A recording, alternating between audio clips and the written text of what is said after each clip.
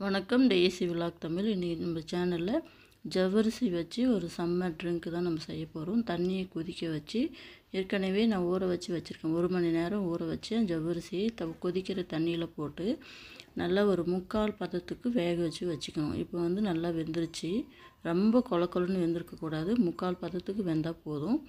இதில் இன்னும் கொஞ்சம் கலர் சேஞ்ச் ஆகட்டும்.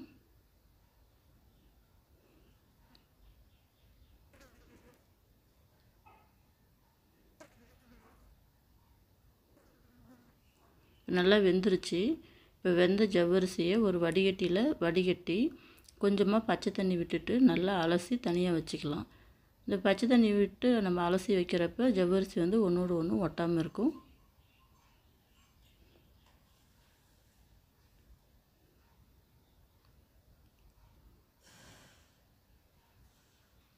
அடுத்தது ஒரு பவுல் எடுத்துக்கலாம். நல்ல திக்கான கொதிக்க வச்சு ஆற வச்சு வச்சுருக்கிற நல்ல திக்கான பால் 1/4 லிட்டர் எடுத்துக்கலாம். அதில் அடுத்து ஜவ்வரிசி வடிகட்டி வச்சுருக்கிற ஜவ்வரிசி சேர்த்துக்கலாம். பிடிச்சமான ஃப்ரூட்ஸ் எல்லாமே சேர்த்துக்கலாம். ஒரு கேரட் சேர்த்துருக்கேன் நான். தேவையான அளவுக்கு சர்க்கரை. இது எல்லாத்தையும் நல்லா ஃபஸ்ட்டு கலந்து விட்டுக்கலாம்.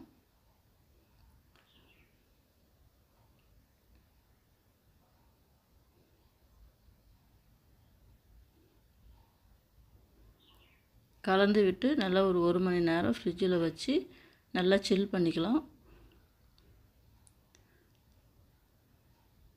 ஃப்ரிட்ஜிலேருந்து எடுத்து பிடிச்சமான நட்ஸ்லாம் எல்லாத்தையும் நல்லா சின்ன சின்ன பீஸாக கட் பண்ணி மறுபடியும் கலந்து விட்டுட்டு நல்லா நம்ம சர்வ் பண்ணிக்கலாம்.